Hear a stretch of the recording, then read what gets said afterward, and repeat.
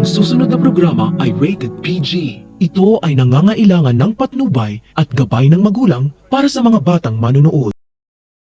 Nang malaman ni Doc RJ na magaling pala ang private investigator ni Justin, sekreto niyang kinausap ito dahil may paiimbestigahan siya tungkol sa tunay na pagkatao ni Eric.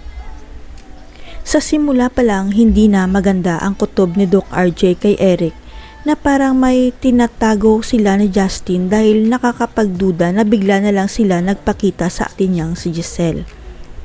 Kaibigan ng private investigator si Eric at Justin pero mas malaki ang ibinayad ni Doc RJ sa kanya kaya hindi siya nadalawang isip na tanggapin ang alok ng may-ari ng Apex.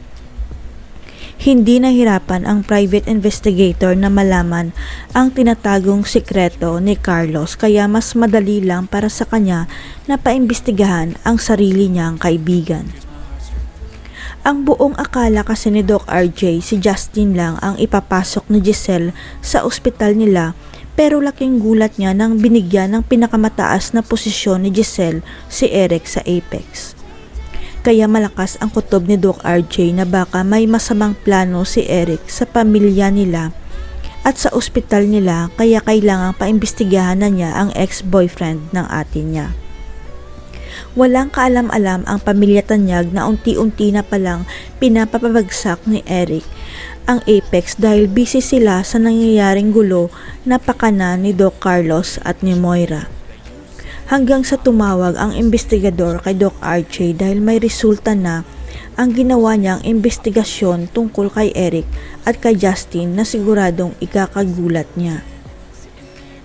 Nadiskubre ng investigador na hindi pala totoong anak ni Giselle si Justin dahil nakakuha siya ng kopya ng birth record tungkol sa tunay na anak ni Eric at ni Giselle.